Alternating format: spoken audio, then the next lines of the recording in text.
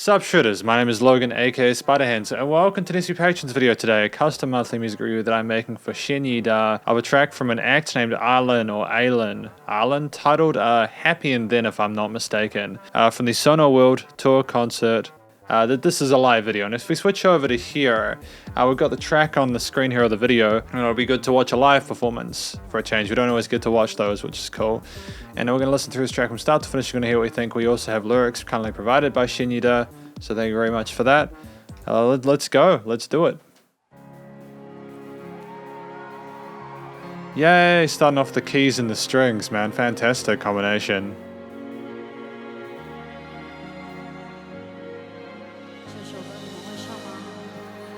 There's so much at once, you know?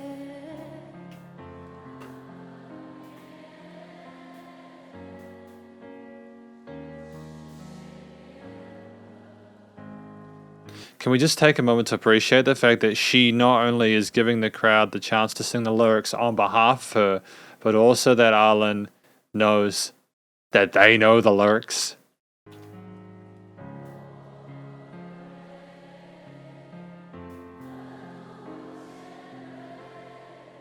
And also that the crowd is nailing the melody there. That's kind of dope. That's great chemistry.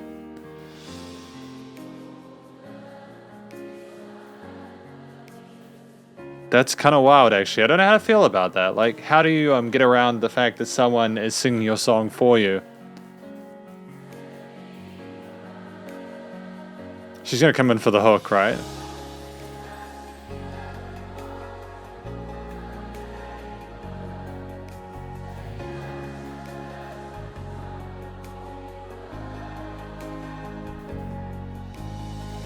This is a surreal experience. I don't think I've had someone let the crowd sing the entire first third of their track before.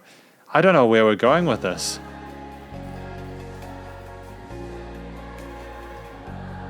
It's a great vocal melody coming from the crowd at the moment, or a harmony coming from the crowd, considering there's like 50,000 people in the stands.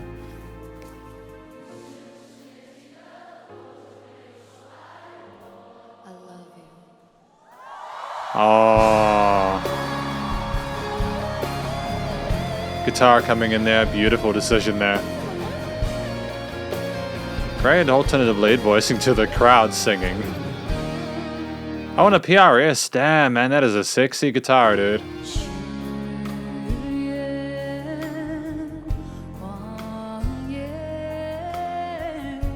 That was actually really clever the way it segged into this second verse.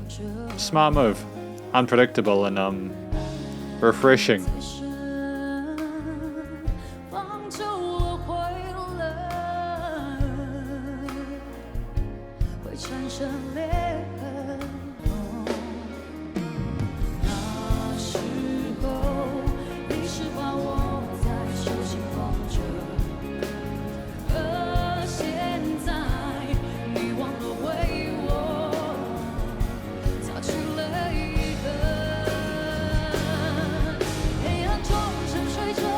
Okay, so it's a live performance. You don't get quite the same kick from coming into this next chorus. I think it's because a lot of the parts are already instantiated. You already got the guitars, the bass, the drums, the vocals, the keys, everything. So it's just a natural progression forward. I'm not upset about it or disappointed. I think it's kind of cool.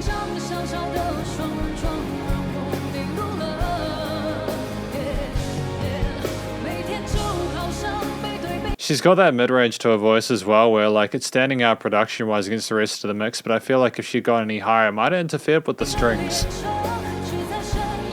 That's just the power of competent arranging, I suppose. You know, letting instruments stay in different parts of the frequency spectrum.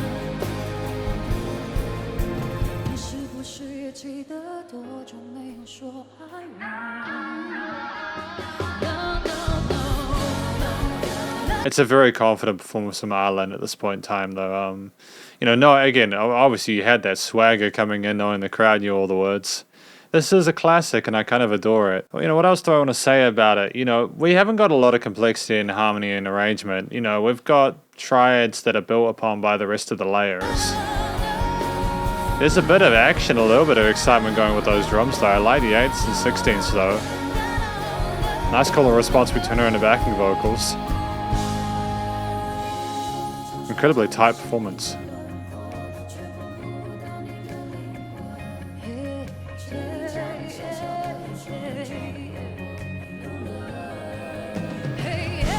How many different musicians do you have on stage? Do they get... Oh, they do get lit up. Cool. Kind of.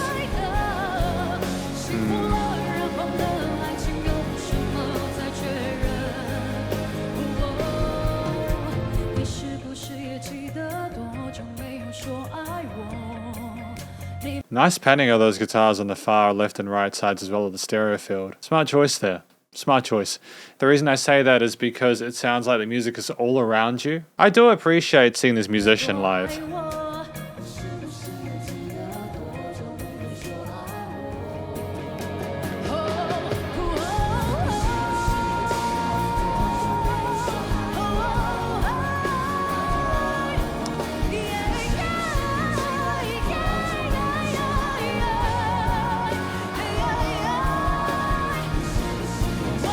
Okay, I enjoy that. Yeah, the production side of things, the studio side of things, has really got her voice locked to a point. She is belting it out. She is pumping it into that microphone, and the limiter or whatever the hell I've got there, the compressor on those vocals, is not letting it beyond that point. I kind of have to admire the live sound engineer work here. It's such a phenomenally impressive display of on that regard of things. You know, this is very overall really professional performance.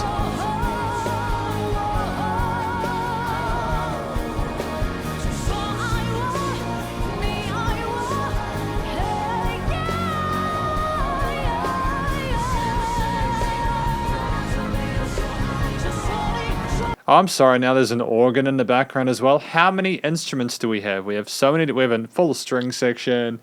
We have guitar, bass, drums, or piano. It's just wild, man.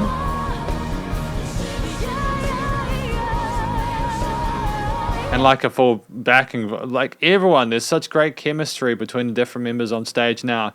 Everyone is having such a great time on stage. I like the fact that you can see the musicians in the background. There's a lot to appreciate here, you know?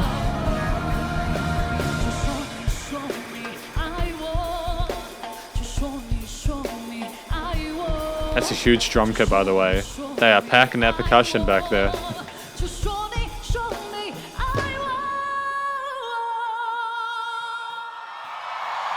Damn, man. Arlen, Sonar. World Concert, Tour Concert. Live DVD, man. When did this come out? I have to know before we go into the lyrics. So this came out December the 28th, 2016.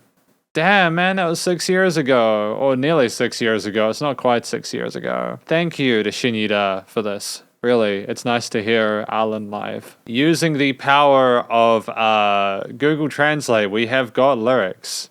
Arlen, Happy and Then. Lyricist Zhu Shizen. Composer Tao Shan Scott Suyama. I apologize if any of this is kind of off or weird. I'm just doing my best for what I've got here, you know? I don't know if this is the best translation that Google's ever given me, but we will do our best again, you know? Like, my tears, anger, and sharp because of anxiety. You can't take your qualifications for granted. At that time, you held me in the palm of your hand, and now you forgot to wipe the tears away. Damn, man. Because this is effectively my review, my SP Patrons review, my conclusion of Arlen's, apparently the title is Happy and Then, although I think it might have been Happier Then. But that's just me guessing, you know. Again, I'm not expecting Google to give a perfect translation, and that's fine. It's very difficult, especially with the Asiatic languages, you know. There's a bit more nuance there, you know. But look, what do I think the song is about? I think it's about someone who has been in a relationship with someone maybe for quite a while. It's a very intense relationship. And things haven't quite worked out, you know. They've split up, they're dealing with a separation, the anxieties and sadness that comes with that. There's a contrast between when they first got together, when she was in the palm of his hand, and now, like, she couldn't be more alone. And it's her coping out with that, kind of crying out as per the performance. And I adore that. I think it's something that a lot of people will be able to sort of relate to, you know. I think people struggling relationships is hashtag relatable, you know. I have no real complaints about the subject matter. I think it's smart stuff to write about, and it seems like it was an authentic performance. vocally, Arlen is just exceptional. She's a great singer, you know. I think that if we'd had a raw acoustic performance, I'm going to say something that may potentially be a little bit controversial here, but I think that this song would probably sound better acoustic. And the reason I say that it would sound better in an acoustic setting is I think there's so much control put on Arlen's vocals because of the complexity of the arrangement and the perils of playing live, that just to hear her without any sort of compression on her voice, just to let the dynamic range really be that big, would be incredible. I loved the way she sang. She has phenomenal technique. She was really comfortable in her vocal range, went into her head voice from her chest voice really nicely. Lots of legato and vibrato, little bits of ornamentation and stuff like that. The held notes, and there's a great attitude to it as well that matches the subject matter. Even if the situation is less than desirable, I think that ultimately this is a damn near flawless vocal performance from Arlen. You have a structure to this track where, you know, we have a verse, maybe a bridge and a chorus there, and then we have some solo lead sections, and then we have like an extended outro as well. Little bits of development and change throughout. The beauty of this track came from like the coloration and how we continue to keep these structures, you know, these parts of the song refreshing and engaging, you know. All these different instruments like the bass lines, which are foundational and get with the root notes, but also had a little bit of octave work occasionally. The drums with the various 8th and 16th note grooves that were in place, along with some occasional fills. The guitar parts, which were an alternate lead voicing after the crowd singing in the intro, and then the cleaner sort of steel acoustics on the side, alongside the piano and the strings and everything, creating just a massive sound. Not including the backing vocalists, their lovely harmonies between Arlen and those backing vocalists. All in all, it would have taken an incredible amount of effort, time and effort to get this right, and I think that we absolutely smashed it every single part of the way. I'm very proud of what's come so far with the structure and the overall performance. I mean, there was not a single note out of place. The harmonies there, the motifs, made me imagine someone who was struggling with their life, struggling with being alone, trying to figure out where it all went wrong. And there was a tension and a drama to that music, which wasn't necessarily there at the start with the quieter bits. But I think as you got more and more context, you could learn more about what Arlen was going through. I'm in love for her, man. Everything made a lot of sense and had connections there that were exactly the way they needed to be. I suppose finally the production, recording, mixing and mastering. Genuinely, like, I listened to this track and I think how, you know, I know I mentioned that I would have preferred an acoustic performance before, but that's primarily because of the fact that, you know, when I hear something from you know, live, and there's just that limiting compression is it's so disciplined. There's no point where you suddenly have a peak and a trough. It's the same loudness all the time, and that's what you need in a live performance, especially with so many different ingredients. But it also makes me wonder what it'd be like if we didn't have that kind of control over the studio side of things. Again, I like it. I just also like having a bit more sort of edginess and a bit more sort of humanity to a performance. And the way I say that is that I think if you hadn't had that master chain the way it was, it would have been a much more, how do I say, not necessarily vibrant.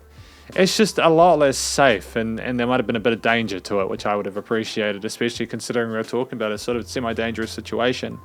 I mean, the EQing, the stereo panning, the exchange on the various instruments outside of limiting compression, and even then, like, everything on the studio side was flawless. There were no complaints from me. Everyone sounded the way they needed to. It just sounded so major label produced that I want to hear a bit of roughness to an acoustic version. That's basically it.